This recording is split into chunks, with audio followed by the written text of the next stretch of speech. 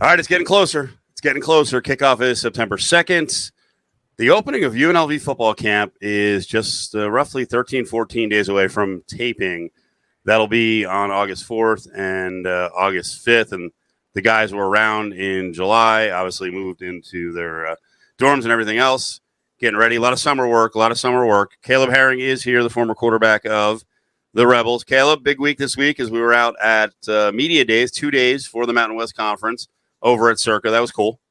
Yeah, it was really cool. I mean, Circa is a great venue for it. Vegas is, known for their casinos. I don't think many conferences have, or teams, I should say, have the home field advantage when it comes to media days like Vegas does. So it was cool. And getting the players out and getting them a chance to get exposed to the different media markets that came out to tune into the day and getting a preview of what the season will look like. For UNLV, obviously, it's huge. I thought of it in this way. That's an opportunity. I mean, a marketing opportunity in this day and age for UNLV that's unique to get out there at Media Day and, be a part of Circa, which is where it was at, and kind of market it in that way. Maybe some future opportunities there for teams with NIL deals, something like that. But Media Day is always fun. It feels fresh to get to know the players and coaches, and there's a lot of turnover every year, it seems like, with a new coach to the staff or to the conference that shows up. Players making their return like Naki Fahina did, and his debut at Media Day. So it was good to get a preview of those guys, get them relaxed a little bit in that environment, have some fun with it. But overall, get a preview of what the conference will look like. And I think it was big for that. And just seeing some of the content online, on social media, on Twitter, and on the Mountain West Conference website, just seeing some of the content that was put out from that day is always exciting. Really makes you feel like season's right around the corner. We know that the clock's been ticking down for some months now, but with the Media Day finally in the books, it feels like season has to be right around the corner. Well, we had some good conversation with coaches, so they're all over social media. Still have to post some of them. It was interesting talking to Brent Brennan from San Jose State, who's always a fun conversation. They start early, just like UNLV did a year ago. Practice for them starts next Wednesday.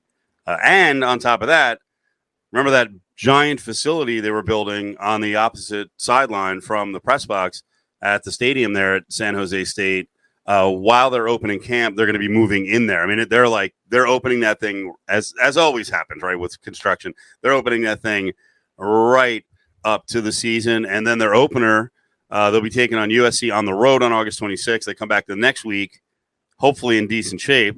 Those games against especially USC and Power 5 teams get a little beat up. They come back home and they open the whole facility, the new look stadium against Oregon State. And that's the funny thing. If you look across, just like UNLV has with Michigan, if you look across the landscape of Mountain West Conference football schedules, they come out with some doozies. A lot of them are road games, but early in the season, it gives teams an opportunity, especially if they're more of a veteran team, to go into a Power 5 house and potentially surprise a Power 5 team if they're not focused and they're starting to look ahead to their season. So there can be some upside opportunities early in the Mountain West Conference with their non-con slate. Yeah, and you look at those kind of games where the players, I know in the program that's the underdog in that scenario, has the whole offseason basically to kind of mark that day on their calendar. Like, we're going to prep for this team. We're going to throw all the tricks that we can out, especially if you got a veteran squad like San Jose State does, where you got a lot of people that are returning. The coaching staff is familiar.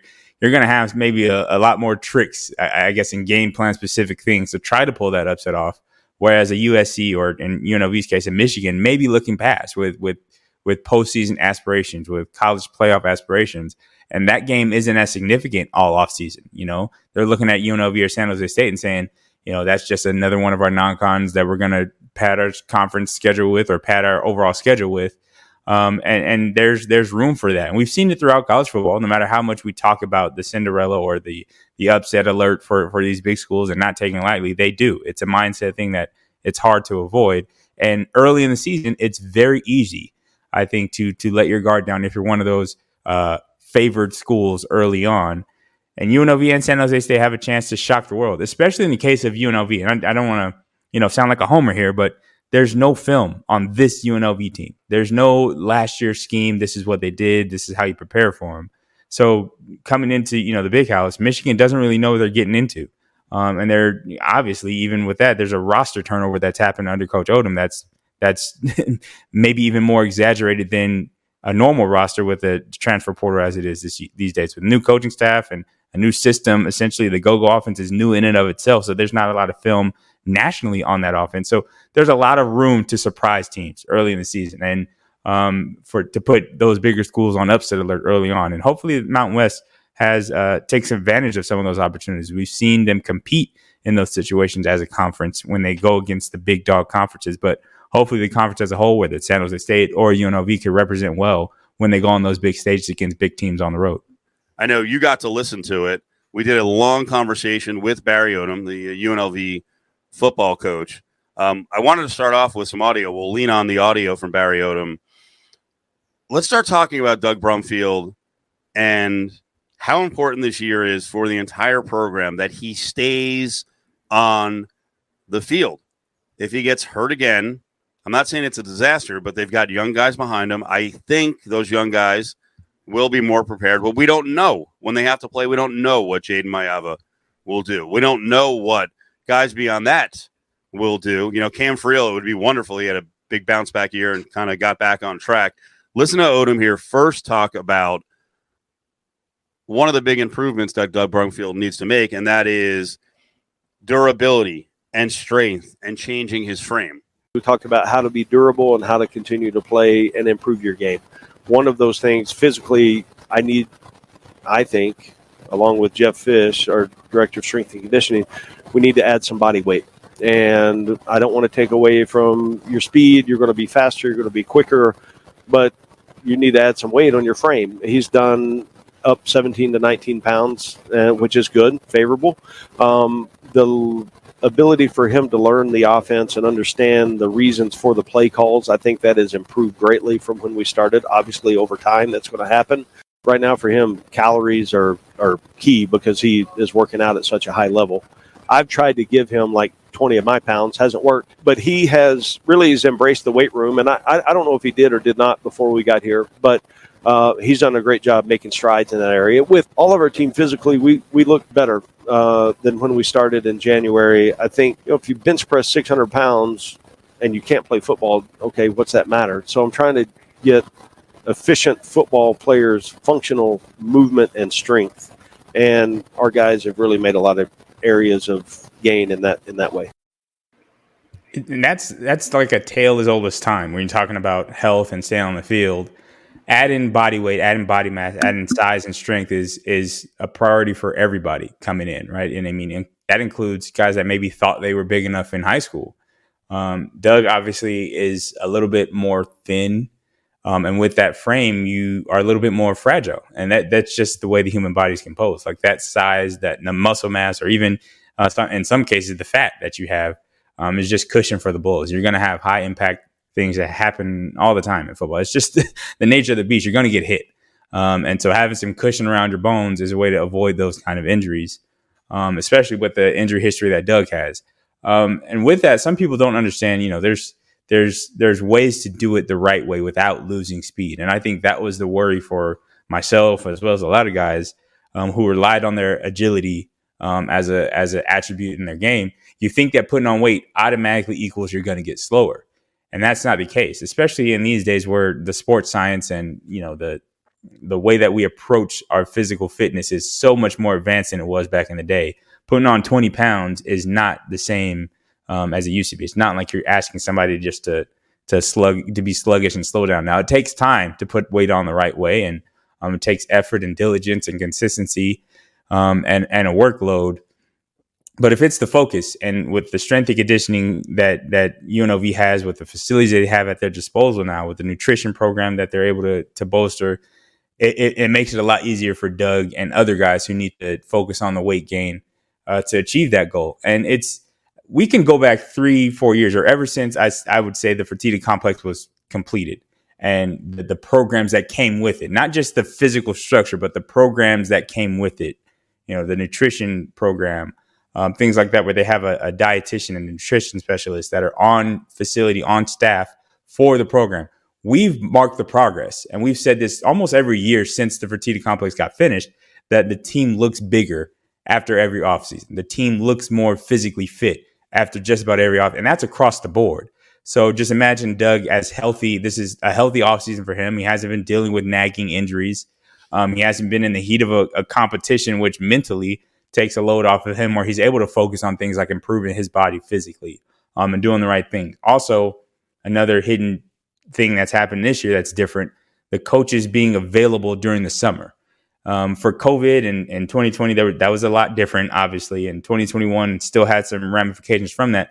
And then the rule change for this year, for more recent years, where the coaches are now able to have time during the offseason with the players to mark his progress, to see it, to be on the field with him, to have more control over the progress in the weight room with the strength and conditioning coach.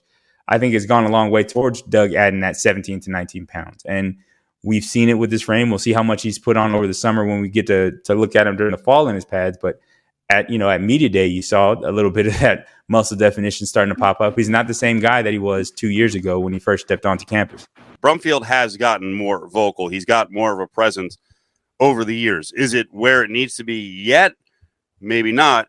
Here is Odom just talking about how far Brumfield has come since he's known him and what he's seen. Been a little more vocal in his leadership, which is awesome. And every leader is different, but the quarterback position is even different than that. We need those guys in that position to be great leaders. And sometimes that takes vocally becoming that guy. And part of the leadership is, and I've always said this is the example part. The easiest way to become comfortable with that, and as a younger guy, it's very hard to look older guys who are physically imposing, right? In a lot of cases, it's hard to look them in the face and say, do this, or I'm demanding this of you. It's very hard to take that role as a younger guy. So a lot of this is just a natural maturation as a human being, right? You get more comfortable because you're older. You are the older guy. The younger guys looking up to you, you've been here already, and they already have that puzzled look on your face that makes it easier for you to look at them and say, this is what you need to be doing. But the example part is, I think, what Doug's improved on. And we saw this. I think the biggest strides he took for me was last fall, and just his attitude about practice.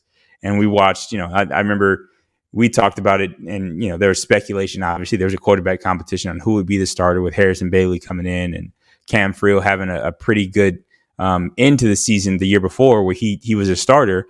So there was questions around who would be the starter. And that first couple of days of fall camp, you and I were both like, why isn't Doug separate himself? I think we both knew he was more talented. He had the arm talent and things like that, the size, the height that was pretty good, the physical, the running ability that fit with the offense. And we were like, why isn't he separating himself? Why is he not taking the first rep every time? And as that fall camp went on, you started to see Doug moving to the front of the line. He was the first guy to every drill. He was there rooting the guys in, things like that. Always number one in the drill. That's one of the things that I looked at as a former quarterback, is like, if I plan to be the starter, if I think I'm going to be the starter, nobody's taking that first rep but me. If I know who the number one receiver is, I'm going to be the one throwing it to him every day in practice. You can say it's a competition all you want, but I'm going to take that leadership role in that way first. And then with that, you become more vocal. I think also a part of his growth and development was getting the keys to the program. His first couple of seasons, he was under scrutiny as in he was competing for his job. So with that, you're not as sure of yourself. You don't even know if you're the guy. So it's almost uncomfortable to say, here, I'm going to be the guy. I'm going to be the leader. I'm going to vocally lead you. And maybe at the end of this, I'm the backup. This offseason, I think, is the first time in his career, and the first time for a long time for UNLV, where the starting quarterback was pretty much pinned in from day one. And we heard that in Coach Odom's opening press conference. He put the onus on Doug, like, hey, we need you. We're going to lean on you heavily in a lot more ways than one to be the leader, to be the guy in the locker room. And I think Doug took that and ran with it this offseason, where he fully embraced the role of being the guy as the quarterback, and that allowed for him to be more vocal as a result. And you've seen that in the way he handled himself at the media day, how he's carried himself on social media and in practice. He's been the leader, and there's been no question about that. And I think that's helped with him being more vocal, and hopefully helps in the future, especially during fall camp. What I'm starting to learn is, we'll go back to Arroyo. You and Arroyo really connected on the Marcus Arroyo radio show because you guys love offense, right? And if he started getting going on offense, he could get pretty technical. Barry Odom loves defense. And when we talked to him the other day at Mountain West Conference Media Days, I was like, what's going on right now? I'm like, we need Caleb here. So we had to clip this up because I'm like, Caleb needs to break down what he's saying. But one of the questions I had to ask was, they're going to a 3-3-5. Clearly, the 5 is the back end. they had 22 or 23 defensive backs in spring camp. I was like, wow, the numbers. I knew they were going to pare that down. But the crazy thing is they pared it down and then they added more bodies in the defensive backfield. So they're still pushing like 19, 20, or 21 defensive backs. So I asked Barry Odom, why so many defensive backs, and what is going to be the role of that back end of the defense? How important is it going to be in this 3-3-5? They're not just pass defenders. They're structurally in our defense. They are in the run fit. So there's always going to be an edge of the defense. Is it a defensive end or is it one of your overhang players? Boundary safety, field safety, nickel. What does that look like? I think there's a lot of value in having position versatility and being able to play a lot of spots on the back end. Ultimately, you want your 11 best players on the field. You want speed on the field to be able to populate the ball. If we can eliminate explosive plays, if we can create takeaways, if we can live in the world of getting an offense behind the sticks, sacks, tackle for losses, making sure that we win first down, times in my career that we've been really good in all those areas, and we've been a good defensive team. I think it's important. Obviously, just off the rip, you look and you say there's going to be 5 on the field at any given time. So you're just going to need numbers, right? That's more than most defenses carry. So just with that in and of itself, you know that there's going to be more DBs in the rotation. Obviously, injuries play a part, and UNLV's dealt with injuries at that position at defensive back in the past, and it's been devastating to not have the numbers going down the depth chart, to not have the capable numbers going down the depth chart.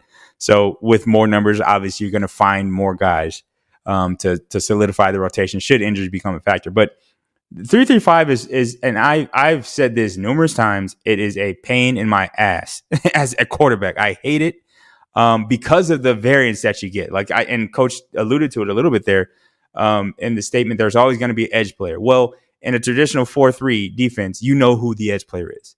It's one of the defensive ends. They're there. They're lined up. They're accounted for. You almost don't even have to think about it when you're coming up making your run checks or you're making your protection checks. With a 3-3-5, it could be anybody. Any level of the defense could become the edge player. And there's a lot of plays that you call based on, the gap fit or who fits where or where the rotation is of the safeties. You don't get an easy beat on that as a quarterback. And it's frustrating. It's infuriating to not be able to do your box count because you don't know if it's a free safety or not. And there's players on the roster as it was constructed when Coach Odom first came that I thought fit that kind of mold, or you don't know if they're necessarily pass defenders. They're not afraid to get in the run fit. And a couple of those guys that just come off the top of my head that Rebel fans will be familiar with, that they heard their names last season and they saw them play and they see what I'm talking about, the type of player that is the build of the 3-3-5 defense. We're talking about the secondary, guys like Dre Williams, Jonathan Baldwin, those kind of guys who at any moment could come and play near the line of scrimmage and be capable of playing a run fit, playing an edge defender type role, blitzing, timing up their blitzes perfectly and being a part of the rush in that way. Those kind of players are the kind of guys you think of when you think about 3-3-5 personnel. And that's, I think, what they've recruited to, not just guys that are, lockdown corners. You need some of those guys. You need guys that are coverage safeties that play in open field and open space well. You need that, obviously, to be a key factor. But more than that, you're looking for guys that are versatile in the way they play. They can come down and play run fits. And I think there was a couple of guys who fit that mold to start for UNLV. Then you obviously got guys that are more coverage guys. Cam Oliver comes to mind. That these are just the names that I'm throwing out that Rebel fans are familiar with, that they'll be able to envision what I'm saying. But I think that what they're recruited to is guys that are versatile as DBs, guys that could double as linebackers, smaller linebackers maybe and faster linebackers, but all the same attitude and style of play, that downhill mentality that come in handy when you're playing at 3-3-5, because you're going to have run fit guys. You're going to have guys that are coming downhill like bats out of hell with their ears pinned back on blitzes and things like that, blitzing from depth. Guys that are good at coverage disguises. That's pretty much the staple of a 3-3-5, where everybody is somebody that you're going to have to be accounting for. And I'm an offensive guy, and there's no doubt about that. That gets me excited. That gets me fired up. But I also understand how important defense is, and I'm thrilled to talk to Coach Odom from a defensive perspective. Just hearing some of the things he said to you guys at media day, and just his sort of demeanor as a football guy, his Southern mentality is one of those things that is readily apparent. He's charismatic in that way, but just to talk X's and O's with him from a defensive side, it's going to be more of a ebony and ivory conversation where we're not going to, I don't want to say we're going to disagree on things, but just the perspective change is something that I'm excited about, because I've always been, as a quarterback, very involved in what defenses are trying to do. And it's going to be interesting to see the contrast in the conversation with him, because he's obviously going to have the defensive mentality set where he's probably spent most of his life trying to confuse guys like me.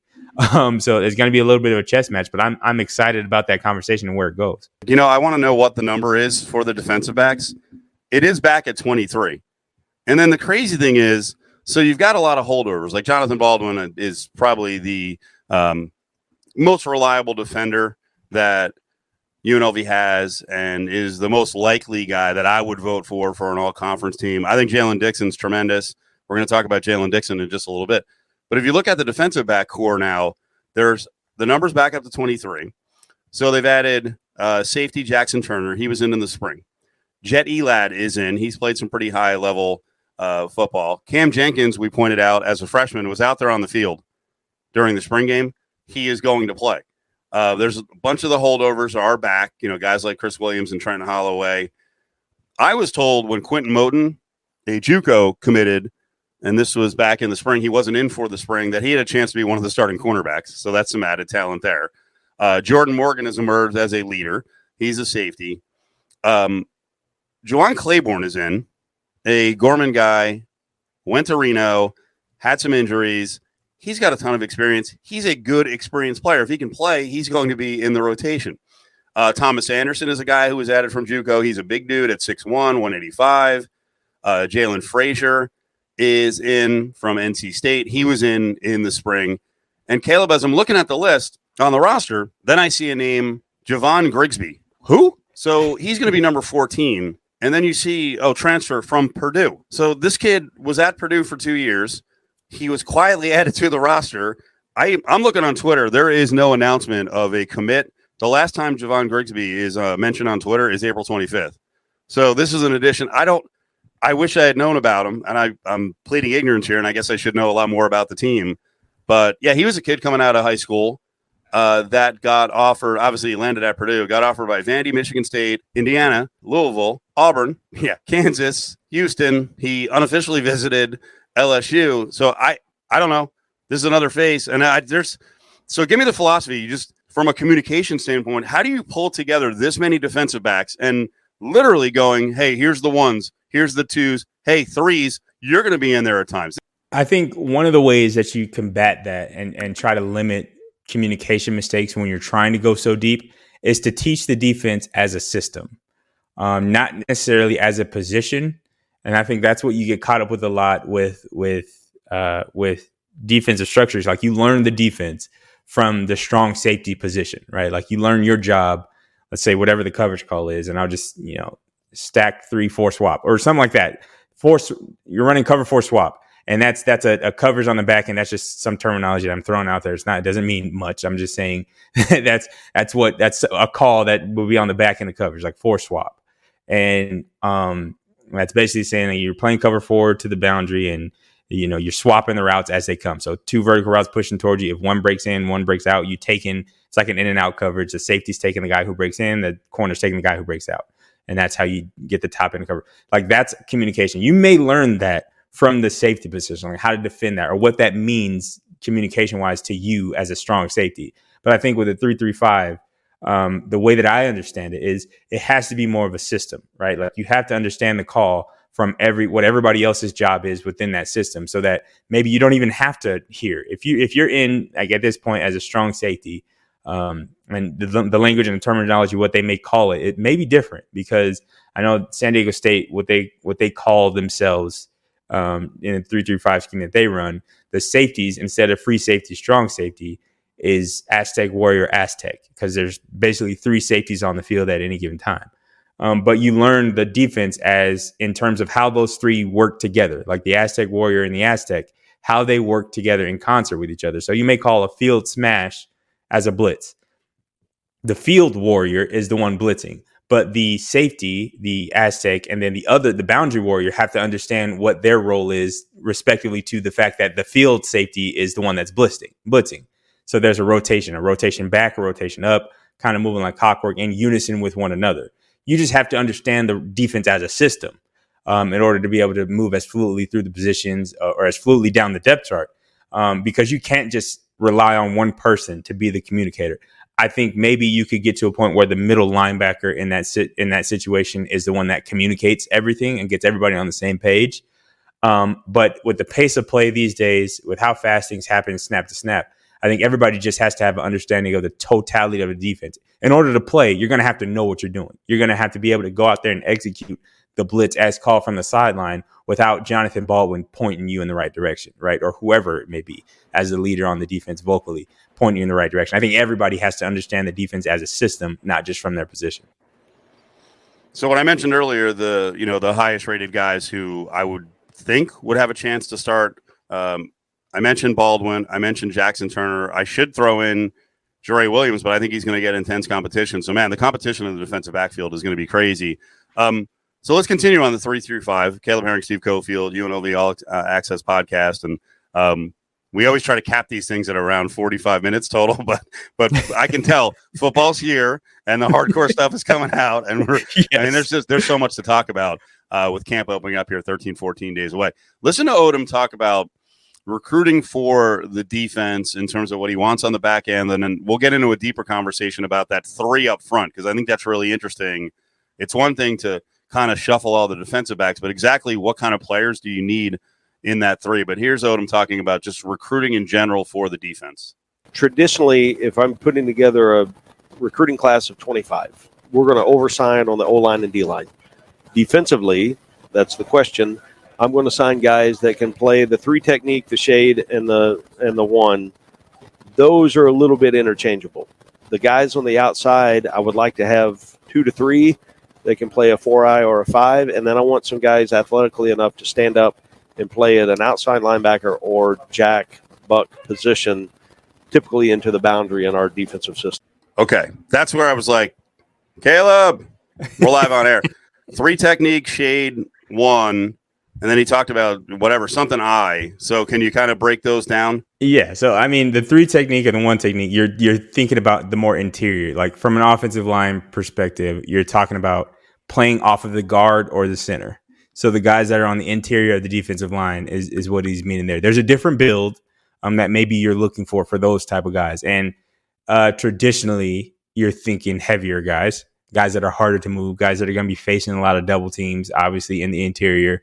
But at the same time, guys that are disruptive and have the capability to be disruptive. So that's what we're talking about when we're talking about the 3 technique and the 1. When you're talking about the 4-eye, you're talking about guys that are more so lined up over tackles.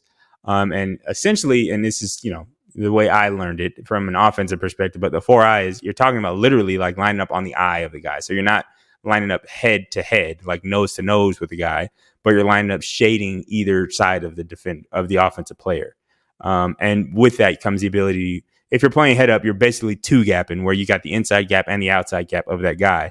But the 4-eye, you can be talking about an edge rusher who's kind of maybe more agile and maybe has a better turn radius getting around corners as a pass rusher, and setting an edge maybe from the outside of the tackle where you're being a sturdy, positional guy. You're able to hold your own and not let anybody get outside of you, which UNLV had some problems with defensively last year. Obviously, having a guy who could be the edge defender from the defensive line perspective. And then you're talking about the versatility of a guy who can stand up and play, the jack or the buck. And that's terminology maybe it's intentional. I don't know how much of a hint he's getting at to what their terminology is, because the jack and the buck, depending on what defensive scheme you're talking about, is the same player. So you don't necessarily know who he's talking about there. It could be a defensive lineman that stands up, and that's what we usually call the buck. I know Utah State used to run a system that was like that, where you basically, and this is more of a 3-4 defensive scheme, where there's always a guy that you count as a 4th defensive lineman that rushes, and that's usually what the buck is. It becomes that 4th defensive lineman to the boundary. And a lot of teams do that, and it's more common, I guess, in a 3-4 defense. The 3-3, it's a little bit different because of gap responsibilities. Things are a little bit different there. And that buck or jack type of person, that edge or overhang player that he's talking about, could be a strong safety. It could be an outside linebacker. It could be a free safety, for that matter. So a lot changes based on what you're saying or who you're calling that person and what personnel package you have out there. But the 3 defensive linemen is pretty much the same, personnel wise.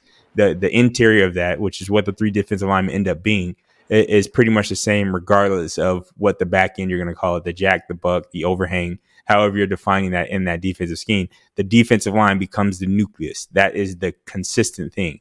And that makes it harder for offenses to get a beat on defenses, because the less constants you have, the harder it is. There's more variables, right? There's more variables to a 3-3-5 than any other defensive scheme. Even a 3-4, there isn't as many variables. But the 3-3-5, you have 3 knowns, the 3 defensive linemen. Everybody else, if you get to the point where you're well versed in it, you've opened up the defensive playbook enough, everybody else is a variable. The buck, the jack, the overhang, whoever it is, it can be anybody, any given play. And it's very hard to get a beat on it. And that's why for years, San Diego State's defense was so tough to game plan for, was because they were one of the only teams in the conference that ran a true 3-3-5, and it was just hard to get a beat on it. So the defensive line, I think there is a skill set that you're looking for, depending, I guess, now on down and distance as well. That could change. The nose guard, you could want a heavier set guy on first and second down, or likely run downs. But on third down, you want to put the center on an island. You maybe want a guy that's faster, quicker, or has more disruptive capability to put pressure on the center as a pass rusher. That's a tough task when you're the center, to snap it and get into your pass set pretty quick. If you've got a quicker guy, we're probably going to get to him a little bit later, but a Jalen Dixon type guy over the ball, over the center, it's a lot tougher on pass downs to get into your pass protection if there's a quick twitch guy that's getting on you quick after you make the snap. Well, you took us in the direction, because I was thinking the same thing when I was talking to Barry Odom, and we've clipped up Barry Odom conversation from just a couple days ago at Mountain West Conference Media Days. Here he is talking about Dixon, who's a unique player. I mean, he plays defensive line. He's 6'1", 265. He always looks like the smallest guy out there, but he's just wrecking the D-line at times. Great for him because he's got such versatility, because I think we can get mismatches with him. We can stand him up at times. We can cover everybody else up and put him over the center. He's been able to do some of those things and trying to find ways to give him an advantage because of the way that he is. Quick twitch, fast movements, good change of direction. Some of those things are a little more position specific that he can fit. And that's pretty much exactly what I was just saying. Like you can use a guy like Jalen Dixon in a lot of different ways in a 3-3-5. He's strong enough to hold his own, right? It might not be his biggest attribute, his best attribute, to hold his own on the trenches. But the strength that he has in that position is almost like a unique strength if you move him to the edge, right? If you make him the edge defender, if he's setting the edge, if he's the jack or the buck to the boundary, that makes your edge a lot more secure because he's just stronger. He's a more stout guy. So if you're trying to use him to set an edge on the outside, his strength now becomes a plus when it's an attribute, not a minus, right? Like he's not facing a double team, he's setting the edge. So it's a lot different out there for him because he's fast enough to go play outside. He's quick enough to go set an edge. Then his strength becomes a plus on the perimeter. Whereas on the interior of the line, maybe his strength isn't his lead attribute. But on third down, on 3rd and 15, if you've created a pass situation, you can create a situation where the center is by himself in pass protection against Jalen Dixon. And it's hard to conceptualize it, but you put a guy on the island right in the middle of an offensive line. And the center at that. And it's one of the toughest jobs in football to play center when you got an aggressive odd front defense, let alone a guy like, let's say, an Aaron Donald. Just put it in comparison. If a defense decided every snap of the game, they're going to put Aaron Donald over the center and just create disruption in that way. And then with blitzes on the outside, let's say they bring one of the inside backers through the B gap. So that occupies the guard. Now you leave Jalen Dixon or that talented nose guard one-on-one with a pass rush with all of his bag, let's say, available to him. The spin move, the rip through, just bull rush. Everything in his pass rush bag is available to him in the inside, which is a quarterback's nightmare to have interior pressure coming right into your lap. So in that way, you can use Jalen Dixon's skill set to create that mismatch that Coach Odom's talking about. Where he's one-on-one with a center who's already got to focus on getting the snap, likely going to shotgun snap because that's just what football has gone to these days in pass situations. And you got Jalen Dixon, who I think is one of the better pass rushers that UNLV has, or at least one of the more disruptive players in terms of beating a block on the defensive line that we've seen for UNLV. Putting him in a one-on-one situation, coming right down the middle like that, and you're talking about, if nothing else, pressure and moving the platform for a quarterback to throw from in obvious passing situations where you're trying to get 15 yards, you're trying to get the ball downfield. That to me is a situation that is ideal for UNLV defensively, because he does have a unique skill set and a unique mindset with that skill set at his size, with the quick twitch, and he's got that dog in him on the defensive line. He just got it. So I'm excited to see how he's used and where he's moved around on that defensive line in this 3-3-5. You also heard Odom talk about a couple minutes ago over recruiting on the lines, and then you sort it out from there. So you want to bring in a lot of big bodies. This is where we'll go to the offense for a couple minutes here. This is where I'm fascinated because, the angles on the 3-3-5 and who's going to play in the rotation, who's going to step up, how do they fit, is a pretty big one. The O-line, though, has a lot of questions. You lose center Lee Fontenot, who was really an anchor to Arizona State, late transfer in Preston Nichols, who was their best PFF-rated offensive lineman. He goes to Purdue. So you have an opening at left tackle. I think Tiger Shanks is probably locked into right tackle, but he can always be challenged. And I remember asking Vance Weiss a couple of months ago, hey, is there a chance one of these true freshmen can come in and play on the line? And he said something to the effect of, in the past we've had like 13 of 14 years where a true freshman stepped in on the line and got some playing time. So I wonder about this group. You've got Ed Haynes out of Liberty, who's 6'4", 275. Matt Green's a Colorado kid, a little lighter in the pants, but was a pretty good high-level recruit at 6'5", 255. Out of Utah, there's Austin Boyd. I think these three guys would be the biggest candidates or most likely candidates to get some time as freshmen, and Boyd is 6'4", 285. Listen to Odom here talking about the possibility that freshmen play, big fella freshmen actually get out there. Once we get a kid on campus, I'm taking the year off of his name. I don't care if he's a senior or a freshman. It's our job to get him ready to go play. And I don't care if he's a freshman and we do a good enough job coaching him, then he ought to be in position to play winning football. I'm all for experience. I like that, but I want to play as many guys as we can if we can get them to the level of playing winning football. Now, if you remember, Leaf played as a freshman, so did Tiger Shanks, but traditionally going back the last 5 or 6 years, it's actually been an issue that most of the offensive linemen who've come in as true freshmen are very developmental. So it would be nice for at least one of the guys coming in, one of the big fellas, to get in the rotation and be able to play some time and get some experience this year. I would say this first about what Odom said. And I'm excited about it because I feel like that was kind of a masterclass in this day and age in recruiting. And I'm just going to put that spin out there because while not guaranteeing a freshman anything, because there's no guarantees in sports. And I think a lot of people get their bubbles burst when they think or are told that as freshmen, you're going to come in and start. But at the same time, you never, I think today, want to crush a high school player or true freshman's spirits by saying, I don't play freshman, or your youth is such a big factor in your playing time.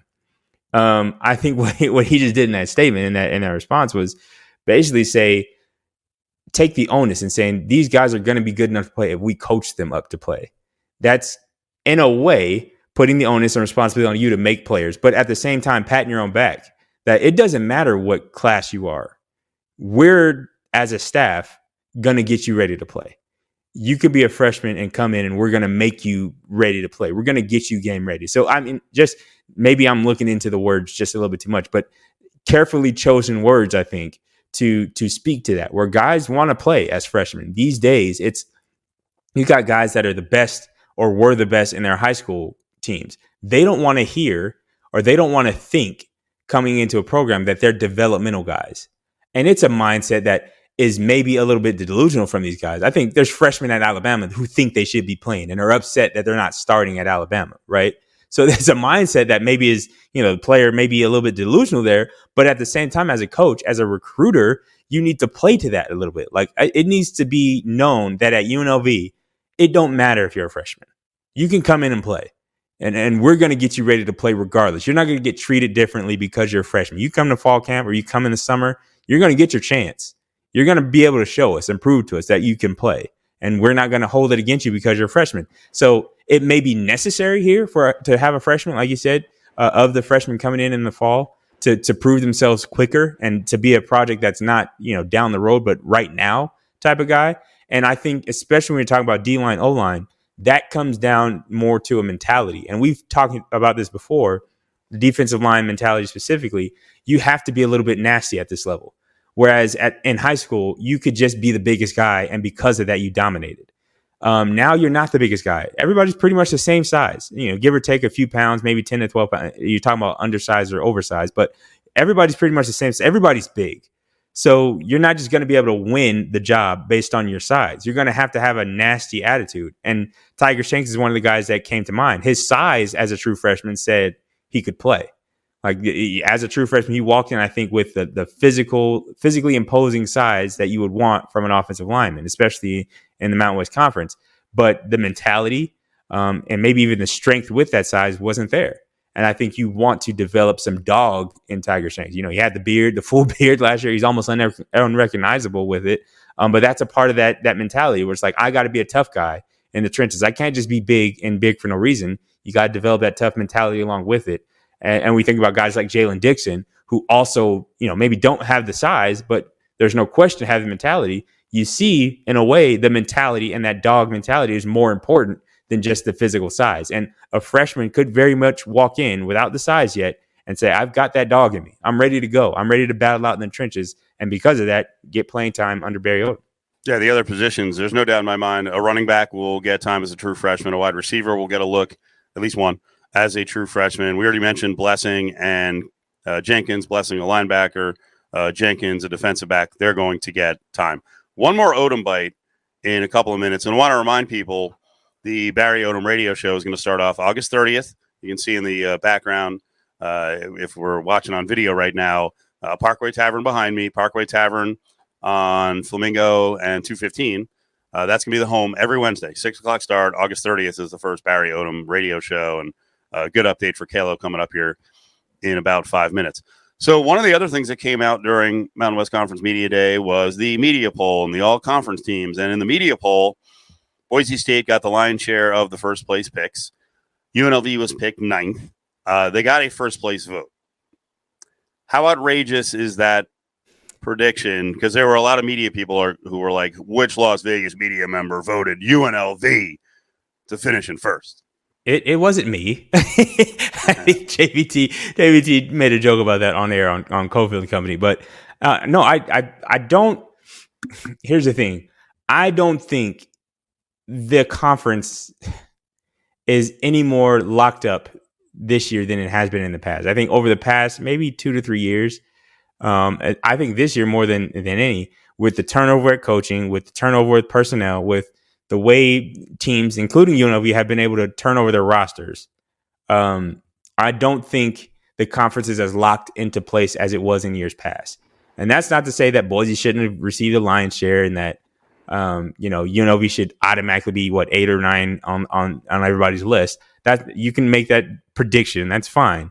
But these days, preseason predictions are even less valuable than they were before. UNLV, what everybody, especially out of market people who aren't around UNLV every day or don't, at least hear from UNLV on a regular basis, you have no idea what's going on with UNLV outside of what you saw last year. Yep. UNLV is nowhere near, from a roster standpoint, from a coaching standpoint, from a facility standpoint, from administrative direction standpoint. So much is different from UNLV. I don't know how anybody could make any solid predictions about what's going to happen. There's Brilliant just too point. much change. And you know what? The same thing applies to a lot of the other programs picked around UNLV. Let's see. Jay Norvell was saying, I think he's got 39 new players. God, there was another coach who talked about having 40-plus new players. New Mexico's changed over a lot. It's year 2 now for Ken Wilson at Reno. They changed over a lot last year. They changed a bit this year. The way I look at it, one, I know as a media member, it is hard to keep track of all the transfer portal guys, and guys are coming from all different angles. Guys were 5s and 6s and 7s at their position at a Power 5. They come down to the Mountain West. You don't know what they're going to do. I didn't hear anyone predict, and maybe there was someone, but I didn't hear anyone predict that Aiden Robbins would have the year that he had, or Ricky White would have the impact early in the year that he had. So I think this is a very inexact science. I'm not going to say I believe UNLV is going to finish first. So whoever did that, bold prediction. But I will say this: who do I trust more? And I shouldn't bang on the media, but who do I trust more? The odds makers or the media? I trust the odds makers because I know they have money at stake. So if they set UNLV at a 6 and UNLV really should be, and that's win total for the year, and they really should be a 3, not that they're taking millions on this, but in Vegas, it will be bet. And I'll tell you, last year, people bet them under, and the books made a friggin' killing. So the number this year was set at 6. We'll see. I don't know that an overbet is the smart bet, but I also don't believe that they're going to win. I think they're more likely to win 8 games than 2. So I don't think it's going to be a disaster. They already have a base where they went 5-7 last year, and they blew a couple of games. They could have beat San Diego State, could have beat Fresno State, should have beat Hawaii. All of a sudden, there's a different outlook on this team. But the core players are back, and then I think they're going to get, out of these 40-plus new players, they're going to get 10, 12, 15 of those guys to be pretty good contributors, and that can change the fortune of a team. And by the way, a couple of years ago, Utah State was thought to be absolute crap going into the season. And then they stormed through the season and actually won the title. Yeah. It's one of the things. So you look at it through whatever lens you want to. There's narratives you can chase and narratives you can follow and predictions you can make based on certain things. I would say it is very feasible to say, and this going into this season, based on prediction measures, UNLV probably has the best quarterback in the conference this year. With the exit of Jake Haener out of Fresno State, Doug Brumfield has a case, and maybe he hasn't statistically put the numbers out there to back this up, because again, his health has been an issue for him all season long, or for his whole career. But you could make a case that Doug Brumfield is arguably the best quarterback in the conference. That's one thing. You could make a case that Barry Odom and this 3-3-5 defense being so new and so difficult to account for, UNLV may have a more inflated defensive rating than they have in years past. It very well could be the case that UNLV becomes a defensive school. Maybe not this year, but in the future, because this is the first time in a while they've had a defensive-minded head coach. And more emphasis has been placed on that. Not just that, but the fact that San Diego State for years has given people absolute chaos with the 3-3-5 defense. Now UNLV will be another 3-3-5 defense added to the mix that teams have to prep for. That's just a storyline you can follow, right? And this is maybe a homer's outlook on UNLV and the potential there. You look at Aiden Robbins, and you talked about how much his success was sort of unprecedented or unaccounted for UNLV last year. He was a 1,000-yard rusher. Not to say that there is an Aiden Robbins on the roster now, but with some of the roster moves that UNLV's made in the transfer portal, maybe you don't have a 1,000-yard rusher, but you could see potentially, if used right in this go-go offensive system, multiple running backs having 600, 700-yard seasons. And would you rather have that or a 1,000-yard rusher? Because you can make an argument that Aiden Robbins was overused last year based on the fact that he was kind of the only back that fit the bill for Marcus Arroyo's system. So you had guys like Jordan Humphrey and I can't even think of his name. He's one of my favorites right now. But in the running back room, who weren't used, but had a breakout game when Aiden Robbins went down, when he was injured, right? Those guys who were underused when Aiden Robbins was available. And we talked about that, maybe the attrition for Aiden Robbins because he was overused. Now it's going to be running back by committee. How does that look different for UNLV? How does that look different? How does a secondary that has a deep rotation look? We talked about some of the guys. There's 5 or 6 guys that are new to the program who are transferring from, pretty decent Power 5 programs. Yeah. That maybe will be a part of the rotation. Whereas the DB room last year, just if you're looking at what the defense looked like last year, there was maybe 2 guys that you could consistently rely upon to be in the defensive secondary. And that was probably Jonathan Baldwin, who's back, by the way, and Noah Williams, who is one of the only cornerbacks to play the entire season for the most part. He's not here, but there's several guys now who are capable of playing defense in the secondary, at least based on what you're projecting from where they transferred from. So there's so much unknown, so much to be excited for, so many narratives you could follow to why you would say, maybe go out on a limb and say, UNLV number 1. But there's reason to think that UNLV has improved from last year. Right. And it could be as simple as you like Odom better than you like the Royal. It could be as simple as that. You could look at UNLV last year and say they let 4 games go that they should have won. And you're looking at an 8-9 win team if they just win the close ones. Right. Cal was one of the games. They could have very much gone into Cal and won that game. Make the call in the end zone on the PI officials. Yeah. And we're looking at a very different team, like a very different outcome for that season. That's what they left on the table. And they were still a 5-win team last year.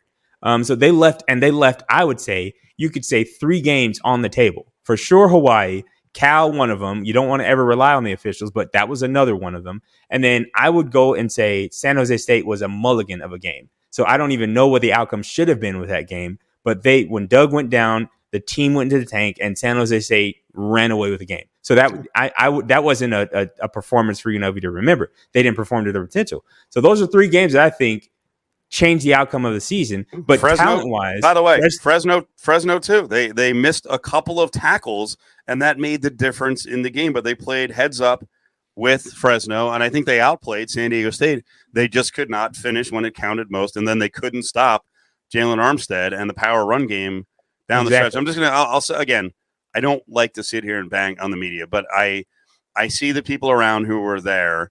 I just don't believe in this conference with some of the media that covers it that they would even know more than 5 players on the UNLV roster.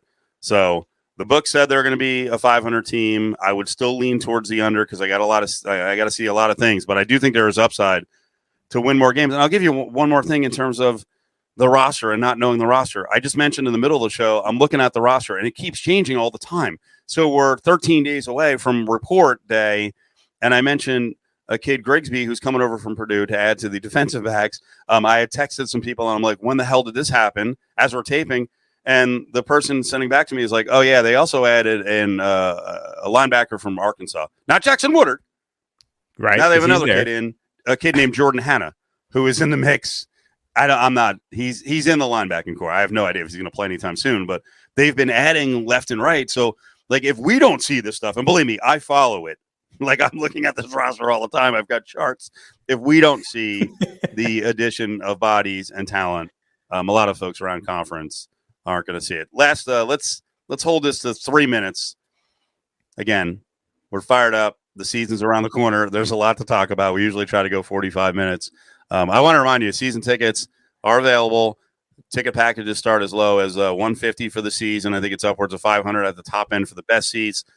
If you buy your tickets at UNLVtickets.com before August 1st, you get a Yeti, those nice cups, branded UNLV logo on it. So take advantage of that before August 1st.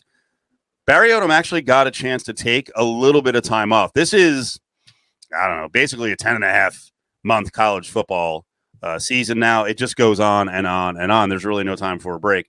Odom did go to Italy, and he talked about the food, which, by the way, is right up our freaking alley. So listen to Barry Odom talk about the actually, the question was, is the Italian food there better than the Italian-American food here? Like, did you have a new experience where you're like, wow, this is so much better? Is there an Italian dish that you had up there that you thought was authentic when you were eating it here in the United States that was completely different out there? I don't know. The foods here is amazing. Right. It's really good. I don't know if it was the air. I don't know if it was the lemonade. Food is really good there.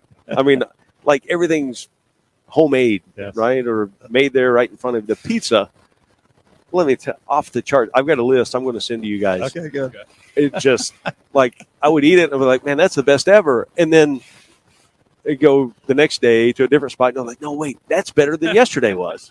So it was awesome. The lemonade, which would maybe mean a couple of pops, a couple of drinks, right? Might get you a little lubed up to enjoy the food a little better. I don't know why he has to send us a list, although in talking to him off the air, we were talking about the coaches show, and we still don't. Every coach has a different format, Caleb. We learned that over the last couple of years with Tony Sanchez and also Marcus Arroyo. One thing Odom did mention is that he does want to do a little block on each Barry Odom radio show week to week about food. So I was like, wow, you got the right show. You got the right show. Russ Langer is crazy about his road food. He's got all these hot spots he hits. We were doing, and we're going to do it again, our We actually did about a half an hour podcast on the food on the road, so we're looking forward to doing that again. So perfect match there. But what'd you make of him just raving about the food in Italy? Well, first, it's consistent with everybody that I know that's been to Italy has said pretty much the same thing. Like the food there just hits different. It's there's something about it. It's the old ways, I guess, is how I would probably how Italians would say it. Like that's the old ways. They're doing it the old way, and that's the best way. I'm to be honest, the ingredients might be better. They might have higher quality ingredients in Italy, but the fact that he was able to do that, it's cool to me. It's awesome that he's willing to share that, kind of go beyond the veil about his family vacation as a whole, but then just to kind of have that humor about it with the food. Like it is from what I've heard, it's different there. I haven't been to Italy yet. Hopefully I do get a chance to go experience what he's talking about. But I mean, I'm excited to get him, feature on Broadcaster Bites. I don't know if he'll so far, he's busy with other stuff, obviously on the road where we go out and try some of the taste of the town when we're out. But if he's willing to give his input or at least give a suggestion, maybe he's been somewhere that we're going. Maybe he's been to Michigan and, he knows somewhere in Ann Arbor that we can go hit to be a part of the show in that way. But we got to lean on him for advice of places to go. We did that in San Jose with Marcus Arroyo, but was it a burrito? They had this special burrito at one of the San Jose joints, and he went to school there, and we ran out of time to go there. So I'm sure Odom with his experience can give us some tips. I will say, I don't think he's going to be partaking in any of those dive bar, triple D places, because when they take the team out, a lot of times they just eat at the hotel. Right. But if they take the team, that's a big group. They would generally go to kind of a chain joint in a certain town. Yeah, absolutely. And like I said, that'd probably be a weird look the day before a game, having Coach Odom out at one of the dive bars we go to, right? Like that's just not going to happen. But it'll be cool, to talk to him about it. At least he seems like he's willing to open up to that conversation. If there's something maybe memorable dish that we've had, maybe we'll just throw it out, see what he thinks. See if maybe he's had it in the past. The Barry Odom radio show is going to be a good show. A lot of it depends on us to pull it out of the coach, and then the coach has to be willing to do it. And Sanchez and Arroyo did a really good job in recent years.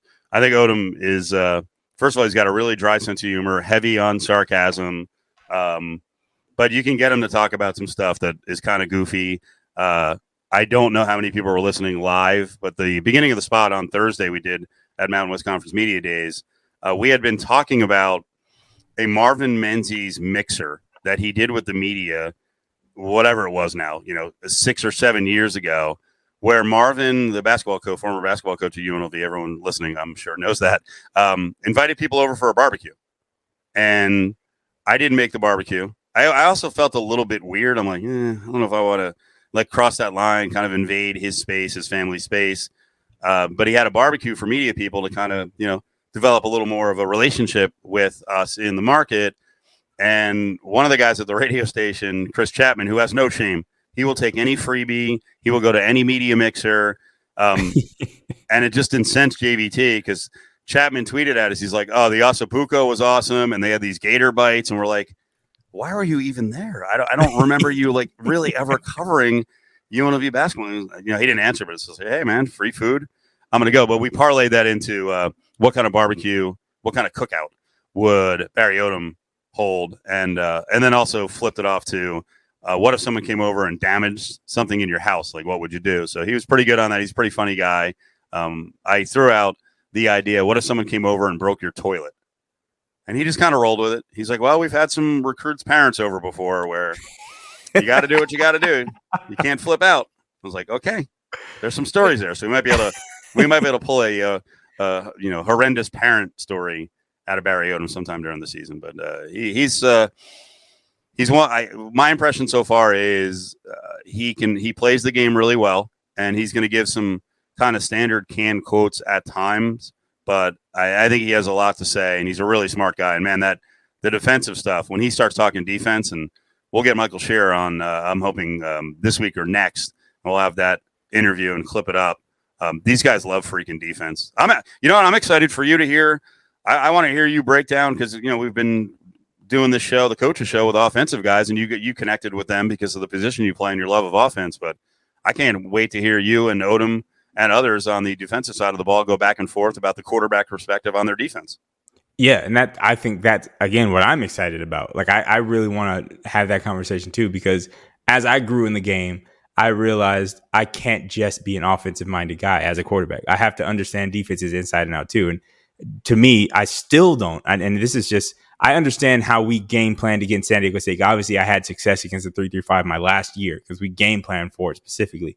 There were still things that were a mystery that we just said, chalk it up, full slide protection, like whatever. If they do this blitz, we're screwed. We don't have nothing for it. Let's just get out of it. Let's get rid of the ball quick. That was basically game plan sometimes. So I want to get to know this defense a lot better through those conversations too.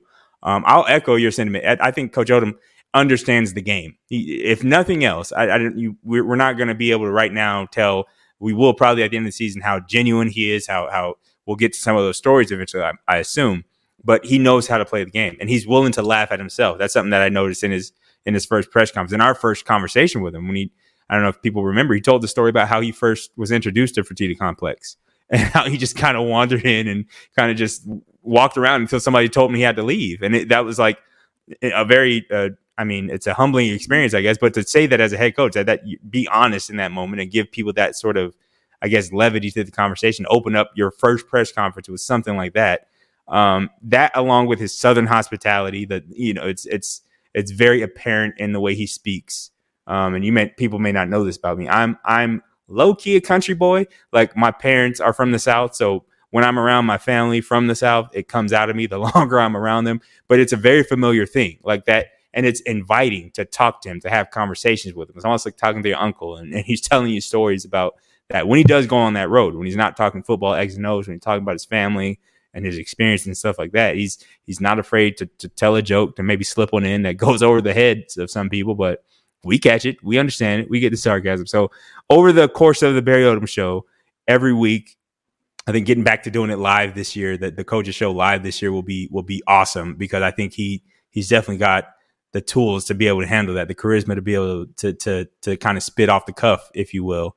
And I really want to stress this year, and we'll do our job as far as advertising it, and being at the same location every week will be awesome too for the fans. But to be able to have that fan interaction there, maybe off air even, or before the show starts or after the show, to just have Coach Odom out in the community and have people come out and see that, to create that atmosphere that I think we intend to have with the Coaches Show, to make it more personable. Obviously, we're going to get into some X's and O's that are a little bit advanced, but to have that interaction with him, I think, is something he understands with the way he talks about Las Vegas and the community and how good it can be and how good it should be, that relationship should be. I think having that live audience out there will be even add more layers to what we get to know and learn about Coach Odom. So I'm fired up about it. I really do want to get into those conversations with him and Coach Shear about this 3-3-5 defense. I'm blown away. And then on top of that, even going on the offensive side with Coach Marion with the go-go, it's like I'm new to that too. So there's a lot of conversation to be had. Hopefully we can have that throughout the course of the season.